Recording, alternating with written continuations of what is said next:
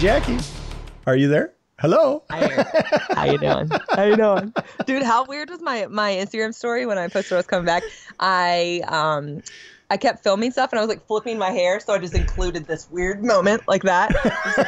And I felt like I was in my natural state, like I was emerging. I personally liked the full zip hood, and then you kind of emerging from the cocoon. I felt like it was a rebirth statement for you. And in the first couple of filmings of that, I was like, "Oh, this is such a funny idea. Ha, I'm hilarious. Ha ha." You think the joke is really funny, and then I go to film it, and I'm like, "This is horrible," because my hair was like so nice and full, and then I had to like smush it like this, and I zipped up the hair constantly. I zipped my upper lip a couple times, which I didn't know was possible. That was awful. And Matt's in the other room, just like listening, like what's going on, and I'm like filming, stopping, because I'll go to like do like this, and then I yank it across my lid. I'm like, oh, and I have to stop, and I don't know. It became like this. Is this as funny as I thought it was? No, it was funny. It was funny. It was the whole bodysuit too, and I was on fire hot. Yeah. And, like, and right by the heater. And my wife, one of your biggest fans, was like, "Jackie's finally back on stories. I can laugh. I can laugh again." It makes me so happy that she likes it, because you never really know. Like I've never tried to be funny to a type of person. I'm just whatever I am is what I am, and that's what you're getting. And if it's not funny, which it's not to some people, some people don't like Jeff Goldblum. Those people are monsters, So well, yeah. I mean, what I'm saying is, like, you never know. I just was myself, and it's so interesting to think of that people like it. Wait. Did you just say some people don't like Jeff Goldblum? Yeah. Really? And I love Jeff Goldblum so much. He's pretty much a national treasure, I think. He is, but he said in an interview, I've watched every interview of him online, like really creepy style. Have you really? Because I have too. So you've gone down the Goldblum rabbit hole. And I love him. I'm fascinated. I find his mannerisms and the way he is, just everything about him so unbelievably appealing. Like I could just watch all day. Yeah. It's just amazing. I wish he would be president. I'd be fine with that. Could you imagine? We'd be the most loved country in the world. We need to start a petition to elect Jeff Goldblum. Yeah. I mean, because because the rest of the world would love us, right? Yeah. Right? They would. All we need is the coolest kid in school. # all we need is Goldblum. Yeah, dude. Imagine if that movement started, because he's so beautifully neutral, but he also sits back and analyzes things and still does have his own opinions. Yeah. But honestly, like, I don't even have to say anything about his political background, because that doesn't matter if you want to be president. No, yeah, exactly. Fine. So it's not like I have to validate, oh yeah, he helped get clean water in this county in America. Nah. As much as I'd like to spend a half an hour talking about politics, it's almost as interesting as 15 minutes of mold talk. Dude, I am not going to talk about I'm joking. Politics. Oh, yes, I am. I got something fun to say. What's that? To the maybe one cousin that listens to this podcast in my giant family. Hello, family. If you all would listen, we'd have like 2,500 extra viewers. I'm related to everyone in this town. But my Uncle Mark, love my Uncle Mark. He was a senator in our district for 27 years, 26 and a half or something. He retired because he got ALS. He still has ALS. Well, got ALS. That's a weird thing. He has ALS. He has ALS. Have it. Yeah. He has it. But my town rebuilt. So we have a bridge down south that the ocean was washing under. So the pilings were no longer actually making contact with the sand floor or the ocean floor. So it cost like $35 million or some weird arbitrary number that's just like so hard to even process in your brain, and rebuilt it. And they voted in the town, and they're naming it after him. Oh, that's awesome. So I'm really excited. I just want to put that good feeling out there, because he's just a wonderful man who's done a lot for this area. And I'm really excited to see his legacy, continue on like that. It's nice when the people you represent love you enough to can still this many years after be like, yeah. Exactly. Shout out to Uncle Mark. Shout out to Uncle Mark for being a cool dude. He got me tickets to see NSYNC and Tim McGraw and go to WWE when I was a little girl. Wow. Yeah, he's a cool Uncle dude. Mark had the hookup, man. Uncle Mark had the hookup, dude, it was great, man. I was like, I got to take groups of girls to go see NSYNC, and we sang so much that like your ears are kind of like muffled at the end, and your voice is like Mickey Mouse because you've been like screaming the whole time. It was great. Wow. So anyways. Yeah. So, we got our feet wet with the last episode back into the beginning of second season. Let's talk a little bit about what we were doing or not doing. Yeah, we have more to talk about. I mean, it was been a while. So yeah. So we have a couple things. What's been going on? What's been going on? What's been happening? Well, so one quick thing that I didn't get to on my last or on our first podcast, because obviously, as you guys can imagine, we have just so much to talk about. It's been a long time. It's true. Well, yes. So we have word buildup. Yes. We have buildup. Yes. So Eric went to Dragon Con. We heard about his amazing experience. After Dragon Con, I went to BlizzCon. Yes, and I wasn't able to go to BlizzCon this year, so I missed out. I missed out. I missed out on having Eric there. And I also didn't see a lot of people there because I was working, and that tends to happen. But I did get to host the very first like cosplay. I haven't talked about this online like this, and it's just so awkward because I love Blizzard. And this is a weird time because of the layoffs and everything. And obviously that's a sticky situation. But I will say BlizzCon is always a bright spot for me. And I was very honored to get to do the hosting of like the cosplay kind of like parade thing. It was like a cosplay walk on where the idea behind it's amazing. The contest became so exclusive and it's so well known and so many amazing talented people are in it that it's become too big. Like the array of judging, I guess. So they've decided to do a format that's kind of like a parade. Everybody can be on it. Kids, everything. I like that. I like it being very inclusive, and I was so honored to be a part of it. However, because it was the first year, there were hiccups, and I, was a part of some of those hiccups. And I have never felt so bad in my life for this, but the cards that they gave me had everybody in a certain order, and the people weren't in that order when they got on stage, other than like the first 8 people. And then it was just kind of like flying like blind. And if you watched the live, you saw a couple of people, 2 times on stage, a woman came up to tell me like, so-and-so's, this is removed, add this person. Yeah. And it was like, what? And I thought I was good. Like being a lifelong Blizzard gamer, I definitely thought I like would recognize costumes and stuff. Here's the problem. I never really knew the names of things. I rated hardcore, and I still barely would like pay attention to the bosses' names because that's not where my brain was focused. Yeah. My brain was focused on like the analyzing the encounter and doing good damage or healing or strategizing. You were busy kicking ass. I didn't care about the name of it. Yeah, exactly. Yeah. So like I look back and I'm like, what was that boss's name? I don't know. I definitely don't know any of the names of my gear set except for the early days. Later on, there were so many that I just kind of like, The gear was gear, and it didn't have the sentimental value anymore. So sorry for those listening, or I just choke up. So when things came out and they were like Zach Fisher collabs or like all these other, my mom, I can't talk right now, Mom. Hey, you know what? My mom has been texting me as well. Yeah. Okay. So I thought, I was like, all right, Jackie, you got this. And I had the first moment of terror I've ever had. And I talked about in the first podcast, hosting on stage in Germany, and a lot of how they watched that video. The Blizzard person that hired me watched the video of me in Germany. So I'm riding on this high of success, and I felt like everything was going to be great. And then I get there and there's a ton of people, and I had a weird time limit, which is why you see it's way faster than it was supposed to be. There was a fire hazard. The fire marshal came. People couldn't actually get to the stage because more people showed up to watch it than they thought. And it was standing room only, packed. Wow. And so now hopefully it'll in the future, it would have been better had it been right in line with the cosplay contest on the same stage. People could sit there, things hopefully will change. But nonetheless, I'm up there with my cards and people are coming out and I'm like, oh no, this is not that person. And I'm looking at her and I'm looking at him and I'm guessing and I'm like, no, well, it's not this one. So I'm like, you guys know who this is, don't you? That's a good costume. And I had a moment of panic, like where I actually felt I couldn't pull the like easygoing charismatic Jackie out because I was so horrified at getting their character wrong because I didn't want them upset. Like, it's that I'm making eye contact with that person, just thinking like, I'm so sorry. I'm so sorry. I'm about to butcher what you're wearing. And I don't want you to think that I don't like, I love that you have the damn courage to get up here and do this. And I was embarrassed and sad and horrified all at the same time. And I've never felt that way because it just went just to like complete crap. But,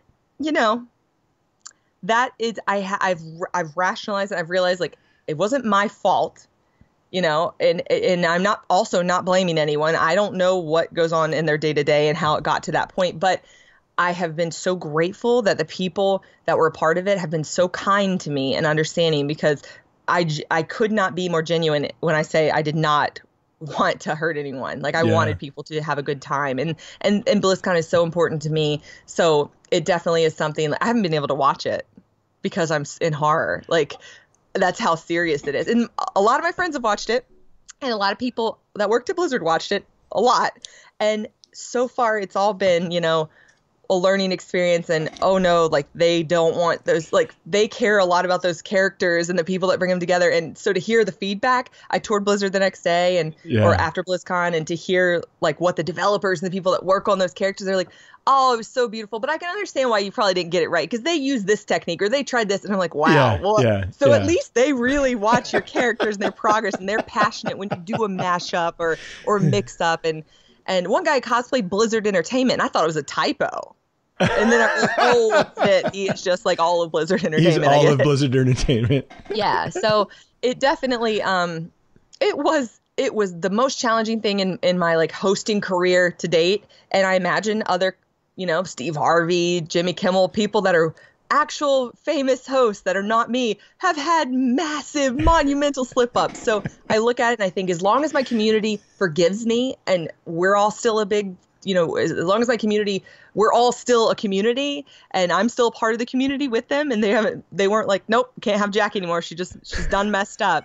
It's okay. As long as we're all rallied together, I think that we're all on the same side. And the beauty of it is, in the BlizzCon cosplay discussion group where we were talking about it, and I apologized to people, a few other people that work at Blizzard chimed in. Yeah. And that's because nice. I was like, guys, do you have like what went wrong other than that? Tell me all the things that you want to be improved. Tell me what made your experience good or bad, what you wish BlizzCon would become. And then the Blizzard staff, like other people were like, all right, we see people talk about this. We're definitely going to acknowledge. Just came out of left field, and that feels good. And those people survived the layoff, so yay. Yeah. Yeah. Well, that's good too. Thank God, because you need the ones that are in your corner to survive. But well, it sounds like there was a lot of things out of your control, and you tried to make the best of what you could with it. But at the same time, if you only have limited information, I don't see how you're expected to be a compendium of all Blizzard, all that is Blizzard. I obviously can't talk about all the back end, but if you guys only knew how much I was really wanting to be prepared. Like I wanted lists early. I wanted time to practice names.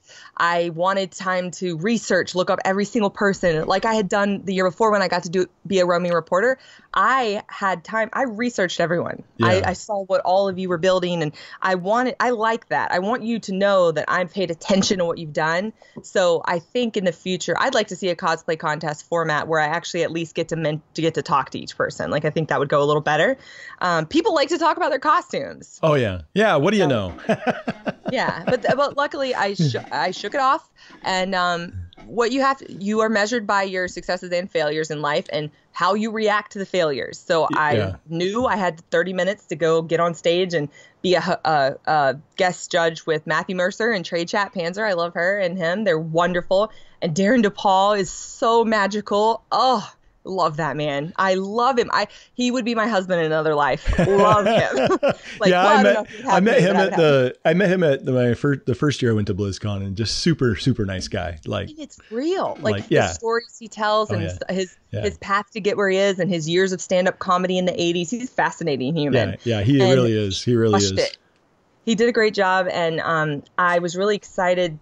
I just picked myself up and was like, you can't even think about it. And I got on stage, and I made jokes, and I laughed with the other judges, and it was organic, and it was fun, and it felt somehow with that 10,000 people audience, it still felt smaller than the giant cosplay contest or the cosplay contest I had just done, because I knew that part of the show is so properly produced and so well put together that I knew it was going to be good. And they had told us Darren was going to go to us, and so I had time to think of commentary and things about how I felt. And so I just took my gut feeling on each thing. I felt that way. I said it, and it worked. Sometimes it doesn't, but it works. So I was excited for that. And then, that was, I don't know. I wish the whole thing had gone as well as that did, but I have faith in the people that put that event together, and the people at the top of BlizzCon is their passion project. So because it's gotten so big, they are really they're having to like put people in pieces where like jobs didn't exist before. Like with that, you add a whole new cosplay parade thing. Yeah. Well, who's in charge? You know what I mean? It's like, and that's a pretty big, and that size of a con, that's a pretty big undertaking too. Yeah. And and there were more people there this year. They sold more tickets. Oh, did they really? Yeah, like 3,600 more or something. Wow. Yeah. So overall, I mean, because I know there was some other changes and things too, just like in the layout of stuff and all that. What was the general feeling as far as some of the other changes that were made? Okay, so like the loudest voices are the ones that are online. Yeah. because for all the complaints that are online, like people attend this and it sells out at record speed, unlike almost any other con in the world other than like San Diego and a few. BlizzCon is in a league of its own, so it's like people like it, guys. I get that you don't like it, or get that some people don't like it. They're never going to please anyone. No one will. But there are sometimes the loudest voices do still have valid claims, and there were things like the out of touch thing with the Train as a musical guest, like, and then you get there and you see that Train doesn't really have that big of a crowd. Like, it's hard for Blizzard to escape how the community is going to talk about that. Like, whether or not you think it is out of touch, if one person feels it, and then, I mean, I don't know. I don't want to say it was out of touch, but something wasn't connected. Like, I don't know. Maybe the people that would have gone to see Train went to see Hodor or Lindsey Sterling, but then those were great choices. I thought Lindsey Sterling was an excellent choice. I love her. So I can't imagine her not being attended well there. Yeah, and it was full, and so was the Overwatch arena with Hodor. So I think, and the guy that that's in charge of hiring that, I felt like that was the great call, because Hodor, I love that. I wanted to see him just walking around the con. Like, I love him, but. It is what it is. I don't have enough of an opinion about the musical acts, because that's not really why I attend it. So it's like, cool, there's musical acts. I don't actually care. Yeah, like, same here. I like the rest of the stuff, like the panels and the hosting and the gaming. So the music is like, that's someone else to weigh in on. But overall, like it's really cool to get to see, like, I love the gaming stations. I like that the devs are there. Like, I don't know if people know that, but the people in the blue shirts and stuff that are there at the booths, they're the developers that work on that game. They're all the people that make the games. Yeah, like I have a lot of friends that were like wearing, the crew shirt, and like they're at a booth and that is their game. They're not like, Blizzard doesn't hire external people to wear those crew shirts. If you have one on, you are on a Blizzard team. And then they all have their own cool shirts too, which is neat. Like some of the Diablo had like the Goat Man shirts, and there's little nuances that go into BlizzCon that make it special. But I was really excited to be a part of it. I got to see Harrison, which, can we just say for a second, like, aside from all the cosplay stuff, that is a handsome man. Like, Emily and Harrison Crick, beautiful couple, beautiful. And you know what? It's okay to talk about the way people look. Yeah, you know what? It's 2019, and I'm going to talk about what I want to talk about, as long as I'm going to be nice to people, obviously.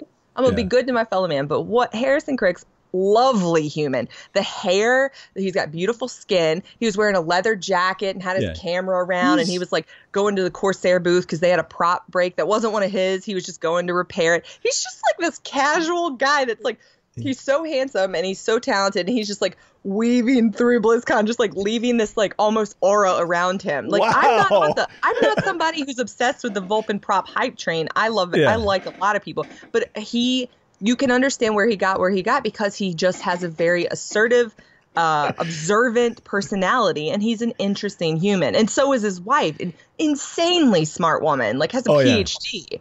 And they're just a wonderful little power couple that I love seeing. I love that mix of like two people that do two completely different things. And I don't know, I just enjoy them. And it's fun to see Harrison there. And he was taking pictures of his Diablo props, and they're beautiful. So yeah. But back on track, one of the times I saw Harrison, I was at the All Access area, which is like where Michelle Morrow and Alex are, to interview people. And we were getting interviewed, the judges for the cosplay night. And it was so fun to sit down and be on the booth. But then I realized in this moment, I had a beige bodysuit on. And I originally had planned to paint the bodysuit. But I wanted to make sure I erred on the side of conservative for BlizzCon, because it is family friendly. That's part of who I am. And my Cassia can be a little cleavagey. So I opted to wear a bodysuit that was, I didn't want skin everywhere. And that's fine. It's your own choice. This is my choice. For you. Yeah. For me. Yeah. And so I brought the bodysuit last minute, and I had like black dance pants. Well, I put my black dance pants on under the bodysuit in a rush to get dressed, and then put the bodysuit on. Then I realized that when I shifted to the skirt, it was all my same color flesh almost, and it looked like I didn't have any underwear on or anything. And I was like, oh no. So right before I went on stage to host, but not before I did the interview. I did the interview with my flesh colored, thing, and I can't cross my legs. I couldn't really close my legs because of like the way everything was pushed on my body. So there I am sitting like a trucker, just like spread eagle on the couch, and I have a flesh colored bodysuit. And I saw the image later. I was like, oh, you're like, God. oh no. And I was like, no, I got to change right now. I saw myself, like, you can actually probably see the fear in my eyes as I'm sitting on the couch and I see the camera view, and I'm like, oh no. And I'm like shaking the skirt panels in the front, like, get in front, y'all. We got stuff to cover up. Like, the lady bits got to go. And I had dance pants on, dance tights. I'm someone that you're never going to get a peek of my cheek, or anything. I am always kept together. I'm not going to be a nip slip lady. I like that. I like that image. And so still seeing the fleshy undercarriage just exposed looked crazy.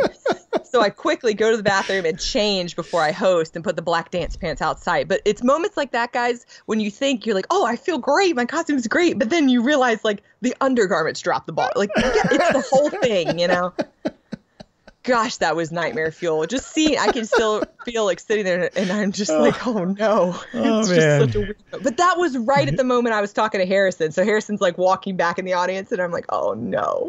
Like someone from my community is going to see this. Because the gaming community is different. Yeah, they can tease me all day. I expect hecklers in the gaming community. But in the cosplay community, they'll just see it and observe it and think it and then not say anything because they don't want to offend you. Yeah. But then they're going to be like, oh, Jackie, we remember. We'll never forget the fleshy exposure.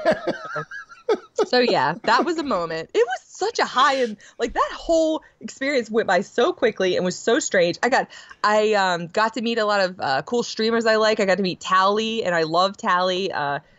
Those of you that are listening that still play World of Warcraft, you know who Tally is. He's cool. Jessica got to meet Asmongold, and he's super famous on Twitch now. And that's it's just funny to see all the worlds colliding, like the gamers and the cosplayers. There are like some meet and greets too on the nights before that I didn't do this year because my shield arrived messed up and I tried to fix it in the hotel room. So that was a bummer, but it is what it is. All in all, good experience. And I definitely, the costumes are so good. BlizzCon that's so still, I mean, I didn't get to go this year or this last year in 2018, but the couple years I went before, I just go for the costumes, and the people in the costumes, because I've gotten to know a lot of people in the community, and it's still, I think, and you asked me about Dragon Con last episode, and, you always hear a lot about, the quality of costuming at Dragon Con and stuff. And there was some great costuming at Dragon Con, but I still feel like BlizzCon, it's just like one notch above. I really do. Well, and it is. And I think the thing is because there are people that literally just will spend a year just building something. Yes. Just most of those people. Just for that 2 days of BlizzCon, and that's it. And they don't go to any other cons. They don't make something in like 3 months and then do something in the next 3 months for another con and then, play that like con leapfrog thing. They'll literally spend a year or maybe two. There's been some where they spent like a couple years before they debut. And the only thing bad about BlizzCon is it used to be more than 2 days. Oh, I know. I wish. Gosh, man. Like I would actually. I would never spend a year building something only to use it for 1 day at a con. Because usually you're in costume 1 day and then the next day is just kind of a casual day and the con's over. Yeah. So it's definitely it's so unique in that way. And something else happened this year. The cosplay, the like coffee table books, the Blizzard cosplay book came out. Yeah. So it was really nice to go to the signing and see a lot of the girls that I love so much there, girls and guys. Oh, that's awesome. I didn't know there was a signing for that. So that's cool. Yes, and I had a freaking blast. Sarah, Sarah, Sarah. Oh yeah. She always does the mercies and stuff.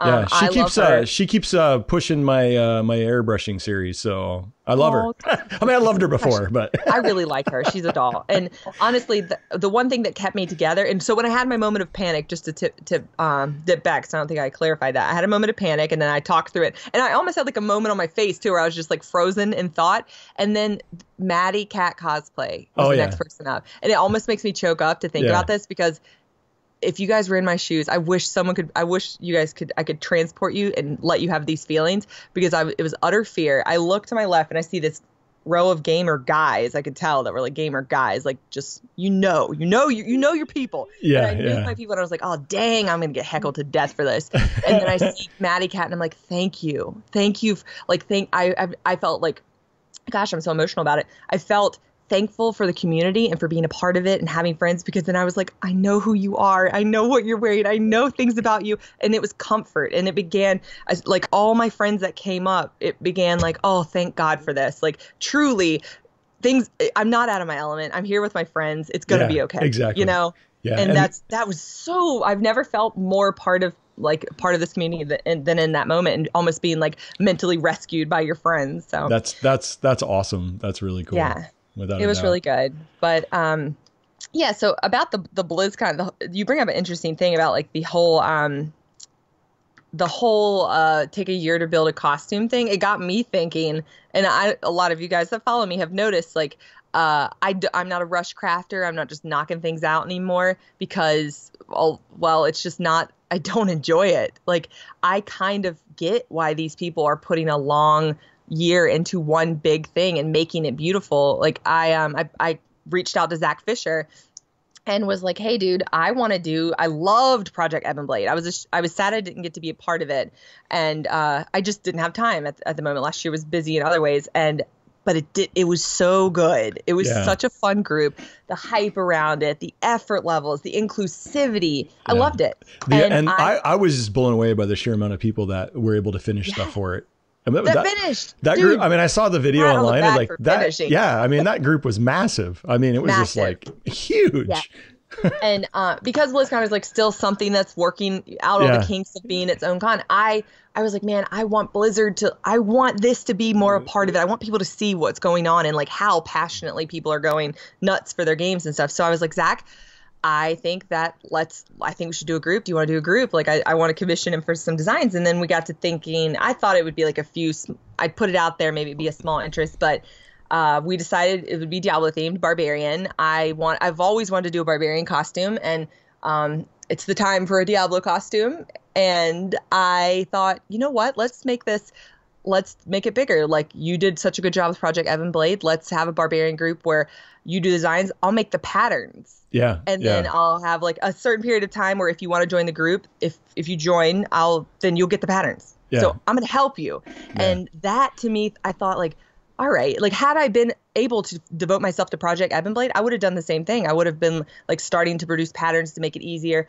And so I feel like if we go in on this and start early, I can get patterns out. It'll give people confidence, you know, and more likely to succeed and finish if they get the patterns earlier. And we could really make something cool. And, you know, I don't know what kind of spotlight it'll get, if any, but it's going to feel good. And that's what I want to do. I want to feel great with a powerful group of people that are all sharing their passion for this, you know, this game and franchise. And I don't know, to me, Project Ebon Blade was just so beautiful. I want to bring it. I want to do it again. I want another community-driven group cosplay that is just. I love the small girl groups and small guy. Are there guy groups? Do I ever? Gosh, I can't even think of one. You know, if you're a guy out there that cosplays and has done a male cosplay group, please, I would love to see it. I've seen, you know, several mixed groups. Okay, that's good too. Like have you seen the McVengers? No. Oh, yes, I have seen. I've seen the Ronald McDonald Thor. Yeah. Okay. So they have a whole group. I love that guy. They have a whole group. Yeah. Yeah. Their whole, like, there was at least 5 or 6 of them, or maybe more.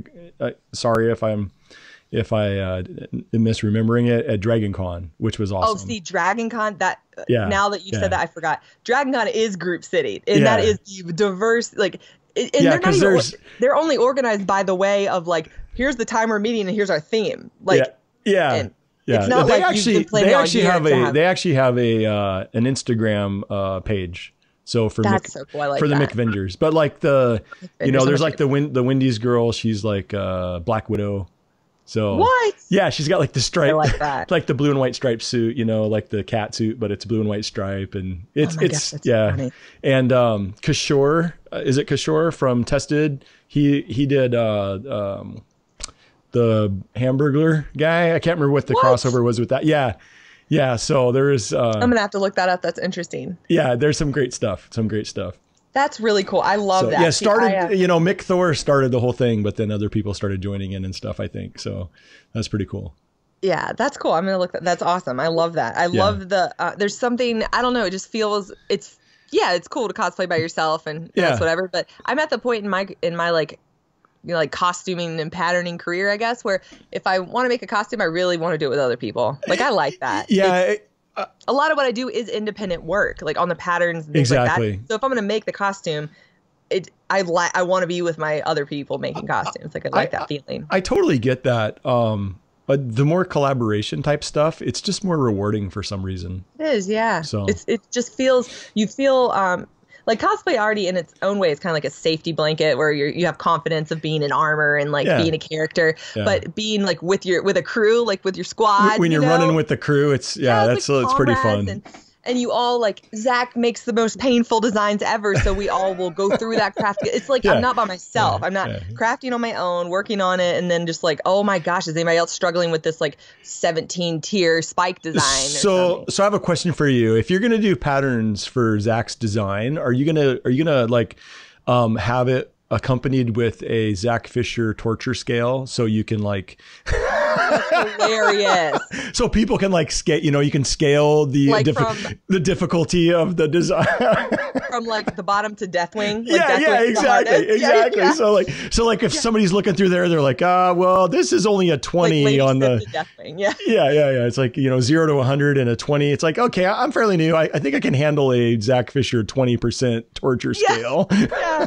It's true though, man. Like, honestly, he's a beautiful artist, and it's painful to recreate his designs, but that's what makes it better. And I know Zach loves every version, like every time somebody brings his design to life, he doesn't care if you've made it at a beginner level or at advanced. Oh, no. He appreciates all of it. Yeah. But the beauty of it is we are doing his artwork like proper justice by having patterns so that nobody feels.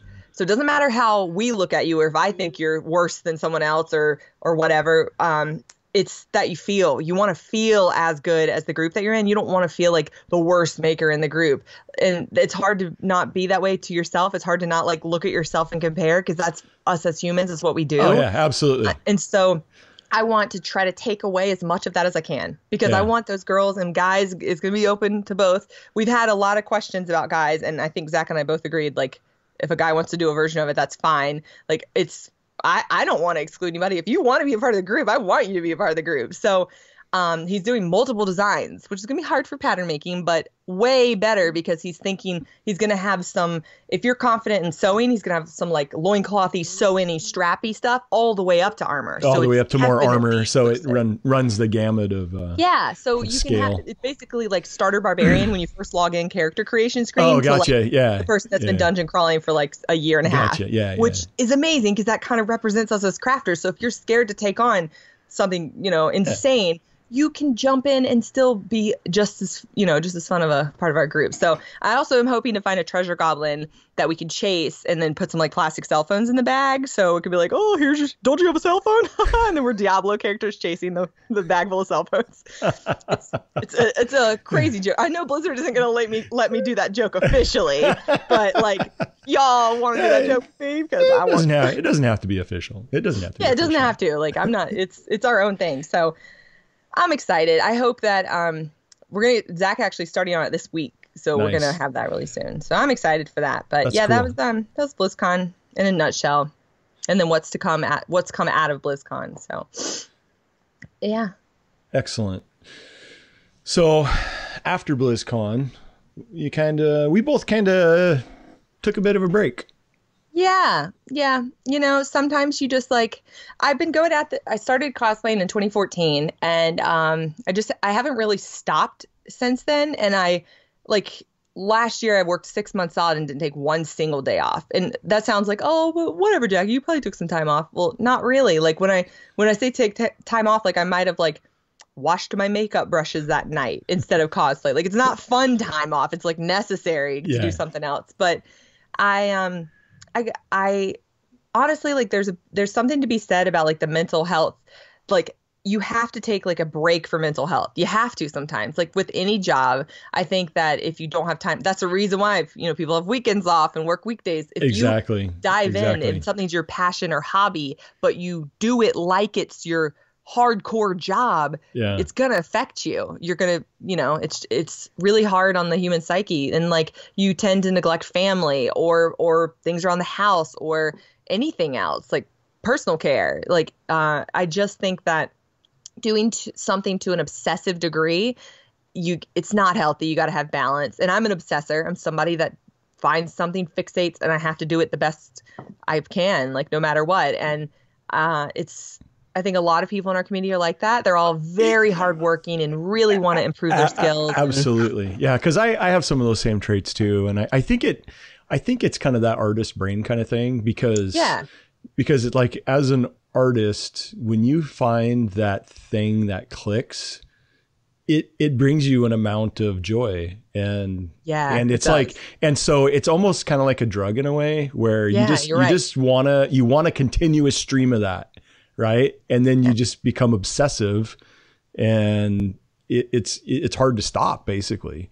Yeah. Even if it's to the detriment of your health or other relationships or whatever. And same for me, I had to back off quite a bit this last year. Part of that was the motorcycle wreck I was in, which you talked about the last episode. It made me, because I had a concussion, I wasn't supposed to have a lot of stimulus. It made me do nothing for like 2 months. Yeah. And that was really hard, really hard, because I'm laying on my couch knowing I'm not supposed to do anything and thinking, oh, all these hours I could have built this, or I could have created this, or I could have used this time to do this tutorial that people have been asking for me forever, or whatever the project might be, and it's just really hard to just not do anything. Yeah.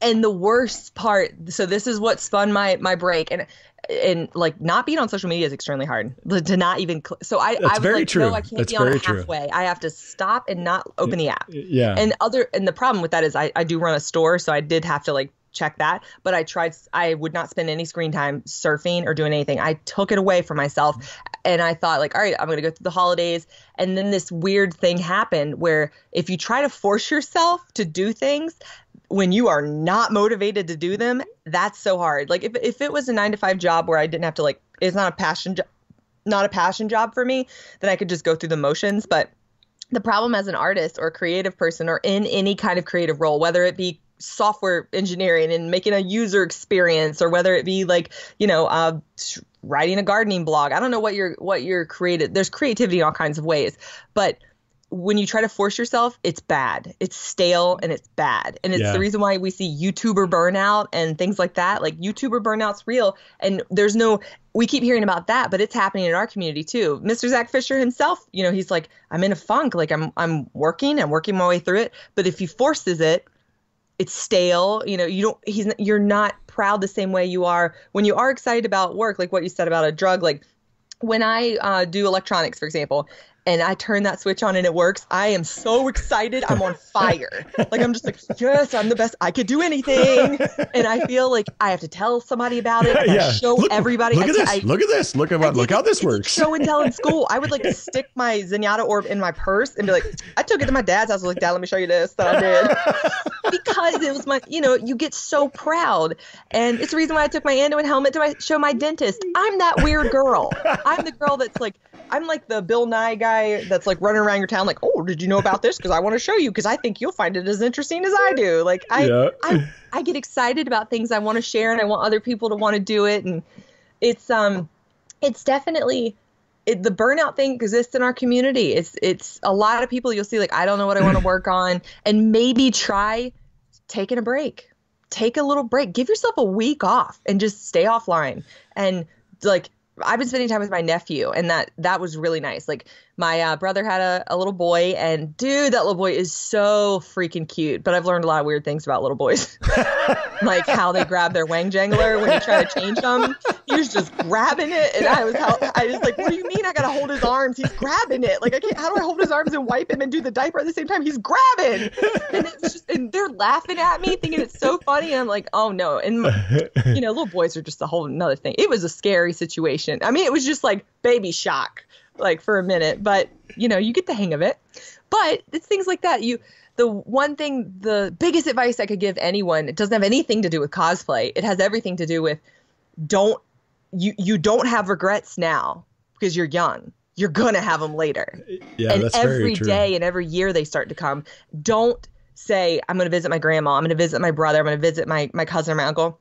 And then, and don't do it for a year because of a passion hobby. Like, you're going to regret it, man. And then in the living with regrets is like, that's a hard thing to get over as a human. Like, it's hard to be like, I don't regret anymore. I've resolved the issue. I can really understand like why I made those choices. I'm sure they were fine with it. That's not how we end up thinking as people. We end up thinking the worst. And we're like, we didn't do our due diligence as a daughter or sister or mother. We eat ourselves apart because that's something embedded in our brains. And so try to do things now when you're young and have the energy into something that's valuable, and whatever that is. It doesn't have to be family. It could be your career. It could be your home. Just don't sacrifice precious moments in life for a hobby that having a regret about not finishing a costume is fine. Having a regret about not spending time with someone you love and then them passing is not. You'll feel bad. So like, I will think higher of you if you're like, I got to spend some time with my freaking snarky ass grandma. You know what I mean? Like, and I'm just not making a costume this week. I want to be your buddy more because you're human and you're not a superhero cosplay crafter. Like, we all need time to be humans. It's like, this looks so ridiculous sometimes. I'm so colorful and crazy that it looks like, oh, you know, everything must be so perfect in Jackie's world. I got a great life, but I still sometimes selfishly choose to spend my time working on a project instead of going to an event or with my family. And I've begun to realize, like, you know, careers, it's okay. My patterns are doing good. I'm happy where I am in my community. I'm going to tap back in to normal Jackie and spend a little time with my pop or something. Like, not always have to be on social media. Yeah. Yeah, that's something that I don't know, it got impressed on me this past year for the last half of the year. Because once I finished the Marvel job and we had Dragon Con, I didn't have anything else planned for the rest of the year. And I surprisingly was okay with that. Yeah. And so for the last... I feel the exact same way as you about that. I still was like, you know, dinking around in my shop or whatever, but not really like pushing hard for, oh, I got to get this project done. Yeah. Or I got to create this video or whatever the thing might be. And it just felt really good to just be like, you know what, I'm not gonna have any artificial deadlines just because I created this deadline for myself or whatever. And for the most part, I've been feeling pretty good about that, you know. And then at the beginning of the year, that's when I decided, you know, 2 or 3 years ago, actually longer than that, like 4 years ago, I kind of started doing YouTube videos, you know, but I stopped doing those because they just take a long time to do. And when you're jamming on a deadline, it's like it multiplies the time it takes to create something. If you're filming it along the way and trying to create some type of tutorial out of it or something. And I haven't been able to do those because I haven't had the time, you know. Yeah. And since I don't have any deadlines right now, and I don't really plan on, you know, other than maybe a corporate job here or there, I don't really do commissions anymore because I just got burned out on that.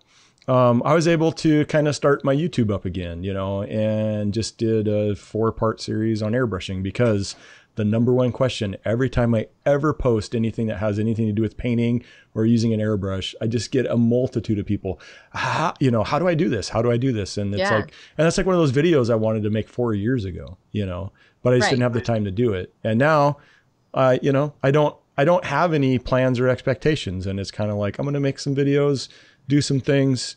I don't know. Emerald City Comic-Con's coming up in a month. I don't even have a new costume planned. And if I don't make one, you know, whatever. I'm going to still go and have a good time and watch all my other friends be awesome in the costumes they made, you know? Yeah. So, and just to tangent off of what you just said about like not having a new costume thing. Yeah. So there are people in our community who firmly believe if you're invited as a guest somewhere, like you should dress up and blah, blah, blah. Well, let me just say this really quickly. you can choose whether or not you want to dress up. And if someone that's booking you is booking you for your personality, for your instruction, for your the way you are to their guests and stuff, then maybe they don't have the highest expectations of you being in a full suit of armor. There are different kinds of cosplay guests. Yes, there this are is true. People that, and so it's what one person may bring to the table is that they love to be the character. That my friend Rocky Melvin, he is like, he does Transformers, Iron Man, and he loves that. He goes to hospitals. He wants to be in character and costume. And then there's people that have evolved past just their costume. Evil Ted. Yeah. I want Ted just in Ted. Yeah. I want normal Ted. He can dress up if he wants to, but when I see Ted, I'm attending AllCon in Texas, and I'm in Ted's role this year. Last year, TNT Cosplay sponsored Ted, and this year they sponsored me. Me and Ted are part of the TNT family, and he famously crafted foam and climbed a chair while doing it in his normal garb. But it's like when someone has such an iconic personality or just aura around them, and they're a teacher, like, they offer so much more than that. It's okay. They don't always have to be the mascot. There's a role for all of us. So just don't feel so much pressure to like make a brand new costume just because the con invites you. If that's your thing and they're inviting you for that, go for it. Do you? Yeah. But don't be afraid to come to bring your A game in other ways. There's lots of ways to bring your A game. You can be entertaining in all kinds of ways, not just dressed up. So just keep that in mind. But and even if you're not a guest and you're just an attendee and you like to do costuming or cosplay or whatever, don't feel like you have to do a new costume all the time too. Because the past couple of years, then you might burn out. The past couple of years, when it comes down to it, I have. Eric has low-key slid his way through these last couple years, hoping nobody will notice that he doesn't really dress up anymore. And he's rubbed off on me because I'm like, oh, yeah. Like, and people are like, oh, what's the last thing you made? So I'm like, I'm really more of a prop maker than a costumer. And I make tons of stuff, but here's the thing I made, just last month right here. Yeah. Like, I make a lot of stuff, but it's not stuff for me to wear. I make stuff because I make patterns. Exactly. And so it becomes like this, you do what you want to do. But I'm going to make a big thing that'll be fun this year for myself. No, that'll be awesome. Yeah, but I definitely agree with you. Like, it's sometimes it's just like you go to sometimes you want to go to a con just to hang out with your friends. Exactly. Like, you don't want to cosplay. You actually just want to be with your fellow maker buddies. Because as you all listening know, and I'm preaching because this is truth and is gospel right here. When you wear a costume, you're dehydrated, exhausted. If you have heels on, don't talk to me, please. I just need to walk past you and then you could just look at me because my feet are swollen like giant sausages. I need to be carried by a bunch of hunky men back to my hotel room so I can strip and then just lay on the bed, slightly damp, but without the armor. Like, it's not a beautiful, glamorous experience. Like, I'm just smiling and having a good time. I've gotten to make my costumes a lot better over the years. Now they're more comfortable, but you never know what's going to happen. And cosplaying is, unless you're doing like a kind of lightweight casual thing, like my Alice is comfortable, things like that, you're not like going to hang out with your friends. You're cosplaying. Yeah, exactly. And you can cosplay with your friends, and that's fun, but you all also are going through the same pain, and you know that you're hurting. And depending on the costume, you may not have been able to pee for like 9 hours. Yes. And if you're wearing a wig, you got the headache from the wig and helmets and pinchy shoes and all that stuff. Yeah, dude, it's an experience. So sometimes you're just like, it's not like I want to hang out with my friends. I do not want to dress up. Like, second day of BlizzCon, I had like a Diablo skirt and then like a Blingatron shirt because there's no way I was going to dress up just to hang out with my friends. Like, y'all don't care if I'm dressed up or not. Like, your friends aren't your friends just because you're dressed up. Yeah, precisely. Like, your friends want to hang out with you. So be comfortable and have a good time. But, obviously, like, being in the pain together in a group is better, but it's still, you don't have to feel the pressure just because you're going to an event to dress up. Our community is so much bigger than just our costumes. Like, we are so interesting and unique, and like every day I meet somebody that fascinates me and their story or what they do in their normal life. Like, I think that we are such a special community that we are really bigger. We are powerful. And we are bigger than just our costumes. I mean, like, this community has influenced some major brands. So we should be proud of ourselves for like just bonding together and being such a strong community. So costume or not. So mental health. mental health important. Mental health. Important.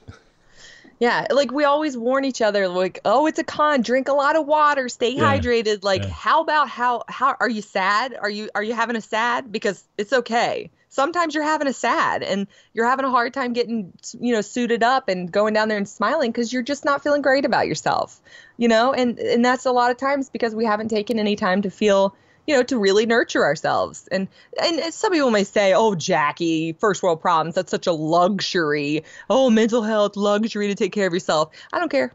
I'm going to say it anyway, because whatever world problem it is, it's a problem that exists and you got to take care of yourself. Yeah. And, it's just, it is what it is. But I think that a lot of we get so caught up in, a lot of people get so caught up in the competition as well. And it's not really the competition with each other. Sometimes, yes. Sometimes, but yes. Also, also the competition with themselves. Like I feel this artificial pressure to make something better than the last thing I made. And so it could be, instead of simplifying and really honing in on one skill set you've aced and making the most beautiful of something you're really good at, what we keep doing is, to our advantage and disadvantage, is I need to learn how I need this skill. We must be the jack of all trades and master of all. Like, not, we put artificial pressure on ourselves as artists. I don't know one single artist that isn't like that in this community. They're all like, oh, I haven't learned soldering yet, or, oh, I haven't learned this yet. And they feel like they have this pressure that they need to, but it's okay. Look at how many people are known in this community for just like one thing they're good at. You don't like, we have masters. We have tons of masters. Yeah. There's some like, complete just wizards out there. But one thing I've learned though. What was that? It's okay to be known for your specialty. That's true. And the other thing too, and this is a lesson that's been a long time for me to learn, is it's okay to collaborate and to maybe even use something that you didn't make yourself. Yes. Yes. And in fact, I think it's almost better because you're helping support other people in the community because, you buy this resin kit from somebody instead of making the gun from scratch yourself, for whatever reason. It's like, it's okay to use other people's stuff. I mean, obviously if somebody's giving credit for it, then give credit where credit's due. Don't pass off things that aren't something you created as your own. But also don't be afraid to use the other resources that are out there. Because I think when I first started, it's like I had this mindset of like, I had to do every single thing. And unless I could say, yes, I did that. Yes, I did that. Yes, I did that. Somehow I was less than of a creator, know? And now it's like, I really don't care. No, I've flipped completely. I actually, I used to be the same way. And now it's different because like I jump on the opportunity to get to collab because I know the end result will be better because I now realize like I'm a little slower at this or a little faster. Exactly. I bring this straight, this person, for example, Hearthstone, third time Hearthstone's reached out to me. I so honored and so this is not faux humility. Like a lot of times I'm just like, how the heck did this happen? But I'm gonna keep taking them then if they want to keep trusting me because it's great. And I took that Hearthstone job again last year, and the first thing I did the day they reached out to me was I contacted Brittany Genoza, costuming, and I was like, girl, it's not super big budget, but like I could pay you all right. Like, what do you think? And you can come onto the set with me. And it was just like very honest upfront. Like, here's lay out all the cards. This is what I want you to do. And it was like without a step because I knew she would make Blizzard happy. What you're doing yourself a disservice. If I don't know if these people exist, but I feel like maybe in my head, there's people that exist that hire people that aren't as good as they are because they want to shine themselves. Girl, you crazy. Boy, you crazy. No, If you're the person that is hired, it makes you look so good to hire your best friends. And it doesn't you don't have to put them down or look like you're in charge and they're your assistant. Nothing like that. Truly be you. And then you look so good for the people, the company you keep. What happened to that mentality of wanting to be in a room and all the people in the room be better than you kind of thing, or whatever that old saying is? Yeah. Well, it's the whole thing. The company you keep, you want to be bettering yourself. So I fully embrace that theory. And every time I get the chance, I want to hire more people that are talented because it makes us, it reflects the whole community. It's like, dang, what it does is this is the thought I'm trying to get to. This is an industry where cosplay is, I'm going to say this and I fully mean it, cosplay is frowned upon. I'm sorry, but that's the truth. It is. The general view towards cosplayers from the industry.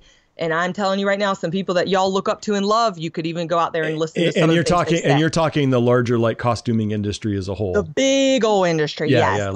Like, and there are exceptions that are reaching out. There are, and there's some crossovers, like our friend Sanet that is, you know, he works at a workshop. That's an example of the people breaking the wall down. And they're breaking that kind of thing. Marvel breaking the wall down. Yeah, with working with, you know, for becoming series and things. Yes. But yes, you're right. I know a lot of people in the industry and very unhappy and feel like toes are stepped on and jobs aren't earned because we didn't go to school. It's all these things, and it's such a crazy situation.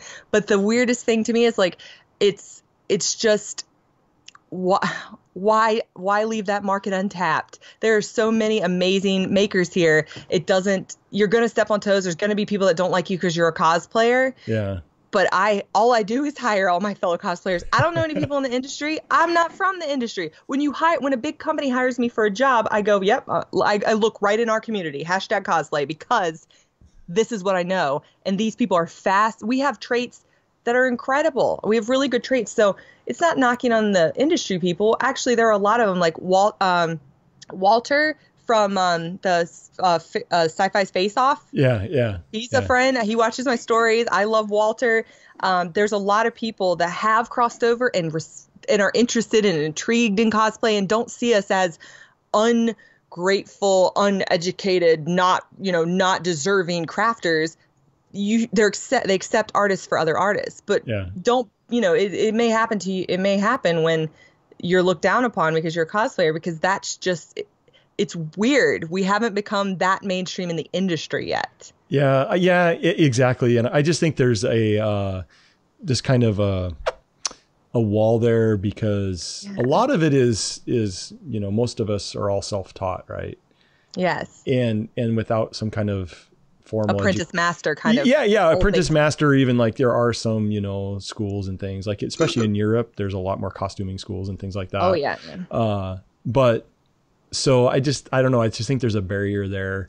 And I also do know that, there have been some times where, cosplayers have been brought on to do certain things, and tried to work with people in the industry, and for whatever reason, it doesn't work out. And so through like one or two, interactions, they kind of just write the whole group off as like, just not, talented, but can't.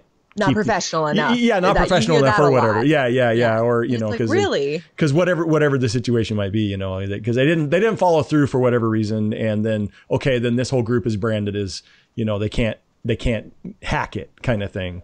Yeah. So yeah, that's definitely there. But the real thing is like, don't be afraid to collaborate. Don't be afraid to use other people's stuff. Again, make sure that the credit where credit is due. But I find myself, I enjoy things a lot more when I can find other people to work with. And now if I'm planning something, the first thing I do is like, hey, I wonder if somebody else has already made that pattern, because I hate making patterns. Yeah. I don't know if I've ever told you that before. There you go. Yes. And so the first thing I do is I go look for a pattern. It's like, it doesn't matter if I make the pattern or not. Who cares? I mean, in the end, it doesn't matter whatsoever, and or whatever the thing might be. And it's like, hey, I'm going to do this. Making part might not be your skill set, and that's okay. Yeah, because what if your skill set is painting and you're just eager to get to that part? Yeah, exactly. Then that's the beauty of this community, is you can find somebody else that has that skill set, and it's okay. It's, in my opinion, it's better to be like that, to talk about like what your weaknesses and strengths are and discuss how to build upon them. Like, I just think if anybody has a faux facade of trying to be the best at everything or some crazy expectations, no one is. Just let it go. Like, move on from that and go ahead and embrace exactly what you're good at and what you're comfortable with, and don't feel the need to like live up to like some, because even in the industry, like the one time I worked in an industry job hired by someone from the industry, and I was the weird cosplayer. There's specialties right there. There's the person that does the mold making. There's the person that's the seamstress. Exactly. The seamstress was by herself. Ain't nobody touching her stuff. She had her very specific, very special kind of setup. And that's why the industry does like their like well-oiled machine of that, and a lot of it's union. That's a whole nother thing. We've mentioned that in the past, but like you don't step on someone's toes. Cosplay's this weird world where we're all doing it. Like we're like, oh, I can help you. Let me adjust your wig, and oh yeah, let me help you fix your strap. Like we're kind of like confusing to the industry. They're just like, oh my gosh, what do you mean? Yeah. What are you doing? How do you know how to style a wig and then make a wooden table? That's a weird thing. It's a weird crossover skill set.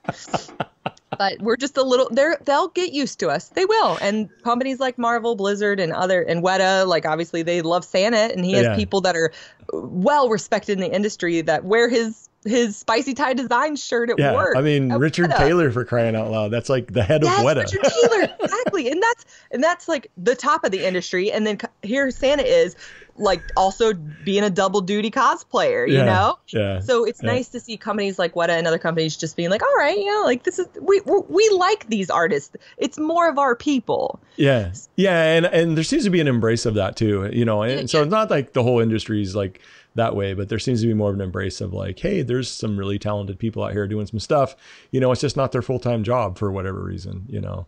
So yeah. I will say one beautiful thing about the industry is it's not, well, I'm going to say this, and then I actually haven't researched it, so I don't know enough, but it feels like there's not as big of a sex gap. It feels like women and men have equal chances at jobs. Like I'm pretty sure the leader of all the costume design for Game of Thrones is a female, which I'm not big on the whole like pointing out things like that, but it is the culture we live in, and I think that this community is pretty accepting of all different types of people, and it's pretty fair. Yeah, for the most part. From the people that I know and have met, it seems that way to me too. But if I'm wrong, but I'm enough on the I hope it changes. Yeah, I agree, because I'm enough on the periphery that it could be just it seems that way, but it really isn't that integrated. But it just kind of seems like a lot of it is like, can you do the job? Yeah. You know? And if you're listening and you've experienced something different, I encourage you to tell us your story, because the more you know, it's better to have like a culmination of experiences from different people. But I definitely, I think that overall my experience has been good, but you know, it is what it is. It's definitely a interesting community compared to like the normal industry. I would love to have I wish we could have somebody that had like somebody who had done costume design, like the top of the costume design, that is responsible for hiring all the different types of tiers. I would love to have the named costume designer, like the person that did the costumes on Once Upon a Time, for example. Like that person's credit, that name is the first name at the beginning of the credits. And I just thought, what an interesting thing that they've done that, you know? Yeah, exactly. But those costumes make that show. They're so iconic, and you know, now patterns are available to make them.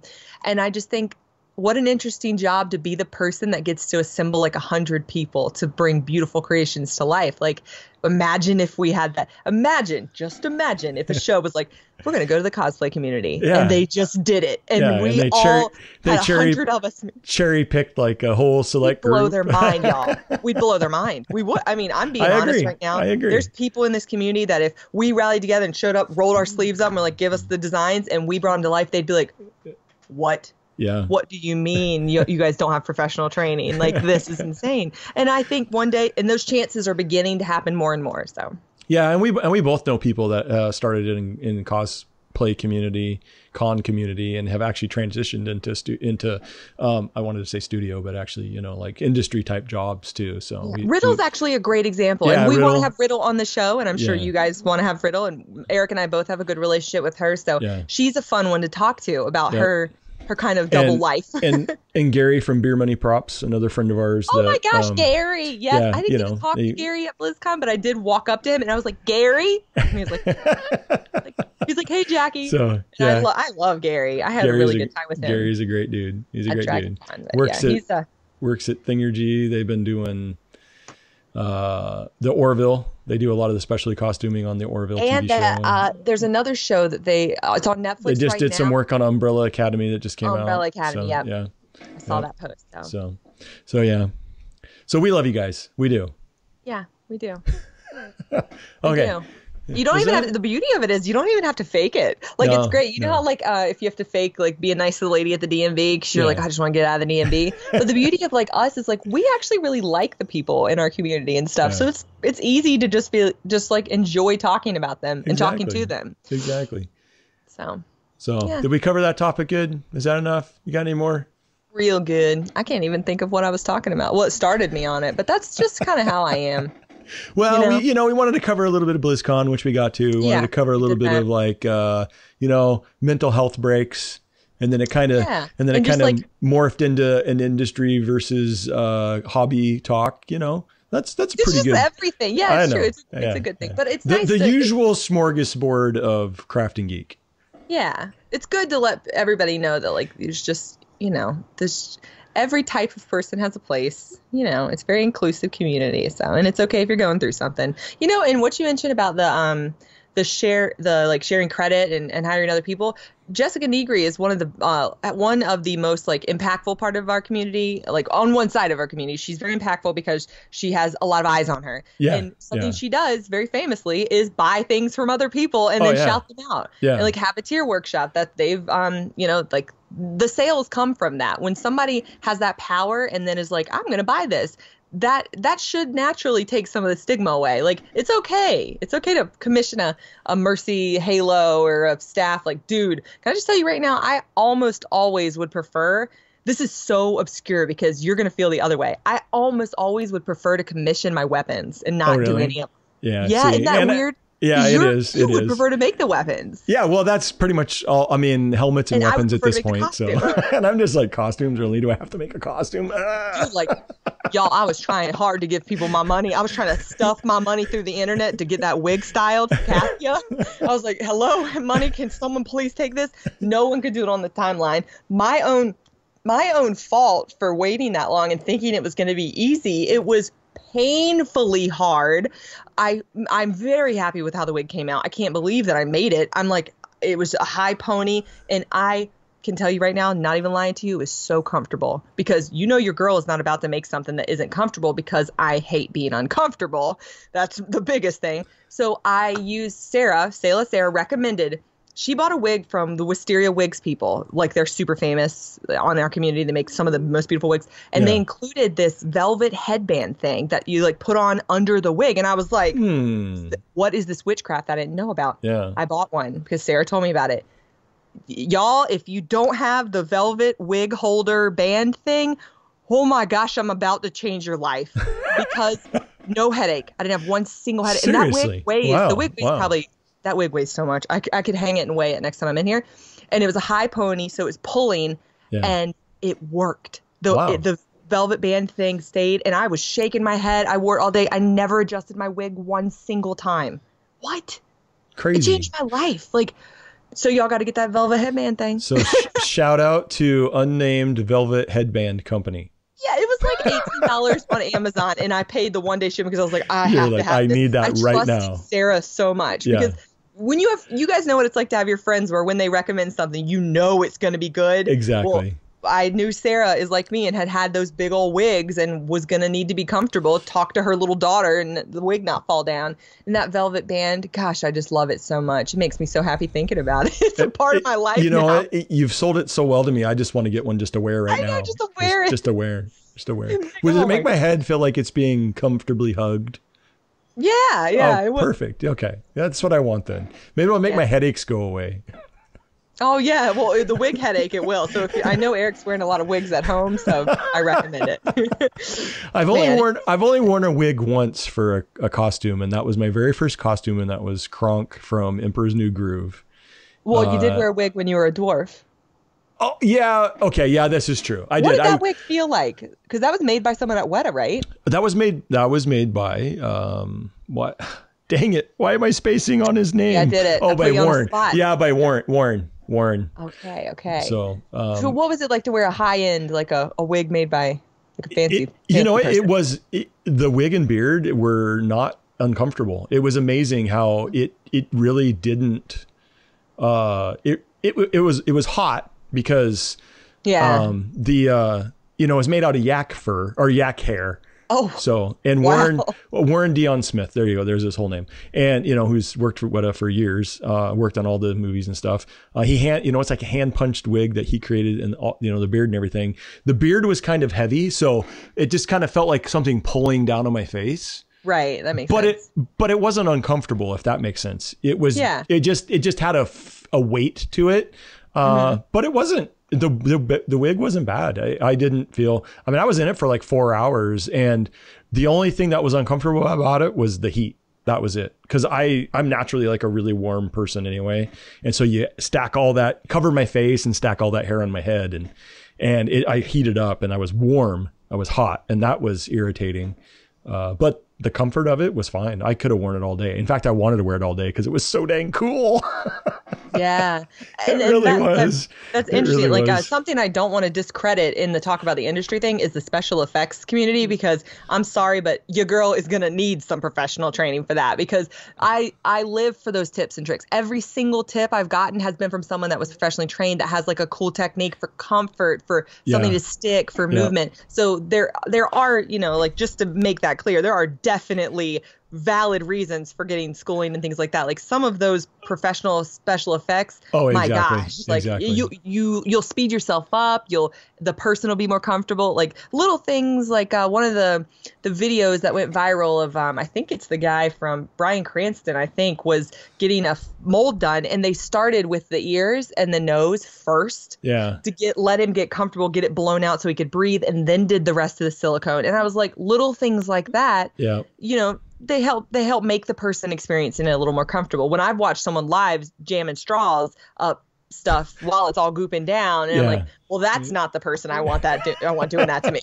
Like, love you, but nah. Which works, but there's exactly. But there are moments when you can learn. We can all learn from each other. That's the truth. That's the real thing of it. Well, and I think something that's changed a little bit too is, for a long time, I think in the industry it was very common to not share anything, because everything was like, every artist and everybody had like their own secret and their own way of doing things. And I think that's one thing that the cosplay community has kind of broken the mold a little bit, pun intended, is that the crossover of being able to share disciplines and share these things. And you have guys like Evil Ted, who started in the industry, but is now doing his own thing and willing to share a lot of the things that he learned while working in the industry. And it's become a more open community in some ways. And I think even among, industry professionals, there are some still old school more that's like, I can't believe you're willing to give this information out. And the people that are giving it out are like, well, you know what? It comes back to me 10 times more if you do share stuff, because there's there's a back and forth there, and everybody learns. And I just think that that's been, part of a small revolution too, is just that back and forth of everybody learning something. So. Yeah. And I attribute a lot of that from Adam Savage, because he chose to take his platform and spotlight that and say, you don't need to have it share. Yeah, exactly. And he is definitely somebody that has made it a better environment for all of us. Yeah. And he's very much like no trade secrets. Just share everything. Share it. Exactly. If you know something and somebody needs to know how to do it, just tell them. So yeah, dude. Awesome. Cool. Yeah. So that's excellent. Fun. So that was a fun chat. Yeah, I think so. Not bad. What do you guys think? Did you guys have a good time? Let's wait for them to respond. Yeah. Well, they can respond on YouTube. And maybe we need talk to us. I've decided that I want you guys to talk to me. Just now, just a moment, I decided. Yeah. No, I'm just kidding. Jackie's tired. You've been talking to us, but you should talk to us. We like, it would actually be super helpful to know what you guys think about things, what you liked, mainly just highlighting stuff that you like. You could tell us the stuff you don't like, but just tell us the good stuff too. We only want the good stuff, really. I mean, be honest, but I definitely think if you guys have, those of you that have been listening for a long time, if you have things that you like, you want to hear more of, topics you want us to cover, I say do it. We have a lot of ideas on our own, so that's good. But I definitely want to hear what you guys like. I think that would be really useful. Yeah.